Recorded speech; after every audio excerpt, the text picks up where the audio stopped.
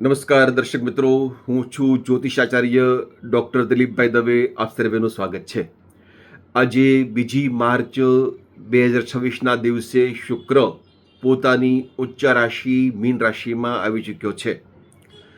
શુક્ર મૂળભૂત વૃષભ અને તુલા રાશિનો સ્વામી છે. એ જ્યારે જ્યારે કન્યા રાશિમાં આવતો હોય ત્યારે પોતાનું બળ ગુમાવી બેસે છે, નીચસ્થ બને છે. જ્યારે એ મીન રાશિ એટલે કે 12મી રાશિમાં આવે ત્યારે તે બળવાન બને છે.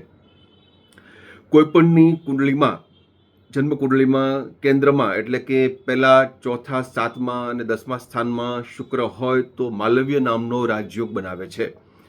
આ યોગ એટલો પ્રભાવશાળી છે, આ યોગના કારણે એટલા બધા શુભ ફળ મળે છે કે લોકોનું જીવન સુખી બની જાય છે, એકદમ શાંત બની જાય છે, લોકોને મનગમતા સુખો પ્રાપ્ત થાય છે.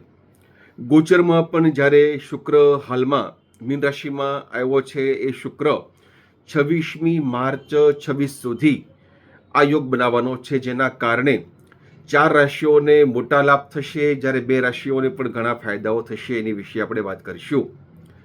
જે લોકોની રાશિ મિથુન છે એટલે કે ક, છ, ઘ જેમના અક્ષરો છે અથવા જેમનું લગ્ન મિથુન લગ્ન છે, એવા તમામ લોકોને ફાયદો થવાનો છે. આ ફાયદો એવો થશે કે તમારા ધંધામાં તમને પ્રગતિ થશે, તમારા સગપણની વાતો આગળ ચાલી શકે છે. જે લોકો આર્ટ સાથે, કલા સાથે, ફિલ્મ ક્ષેત્ર સાથે, સંગીત ક્ષેત્ર સાથે જોડાયેલા છે, એવા લોકોને નવા નવા અવસરો મળી શકે છે, નવા વિચારો આવી શકે છે, તમારી ક્રિએટિવિટી વધી શકે છે, તમારી આત્મશક્તિ એ વધી શકે છે, તમને સારા એવા ધનલાભ થશે, ઉપરાંત નવા સાહસો તમે કરી શકશો.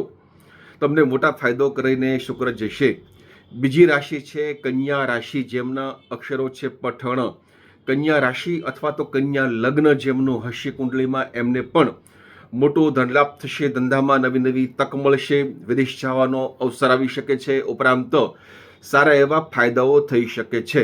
રોકાયેલા પૈસા તમને પાછા મળે, ઉઘરાણીના નાણાં તમને પાછા મળે, પૈસા રોકવાની તમને સારી તક મળે, એવા પણ અવસર આવશે.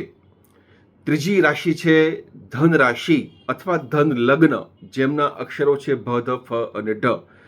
આવા લોકોને પણ મોટો એવો સારો ફાયદો થશે, મોટો ધનલાભ થશે, પારિવારિક સુખ મળશે. તમારા સગપણની વાત અટકતી હશે તો એમાં પણ તમને સારો એવો લાભ થાય.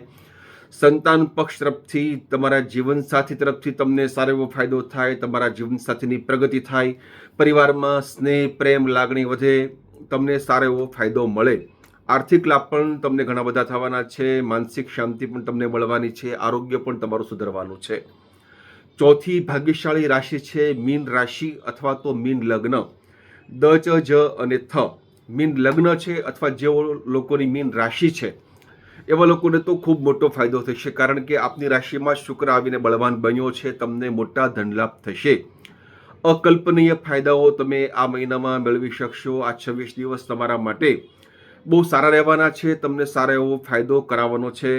ઉપરાંત તમારા મનની ઈચ્છાઓ પૂરી થશે, તમને સંતાન સુખ મળે, ધનનું સુખ મળે, ધંધામાં પ્રગતિ થાય, માનસિક શાંતિ મળે. તમારે કોઈ વાહન, જમીન, મકાન, મિલકત લેવું છે તો એમાં પણ તમને સારી એવી તક મળે, સારા અવસરો મળે, સારા વિચારો આવે, તમે નવી નવી પ્રગતિના માર્ગ ઉપર તમે ચાલી શકો, તમારો વિકાસ થશે.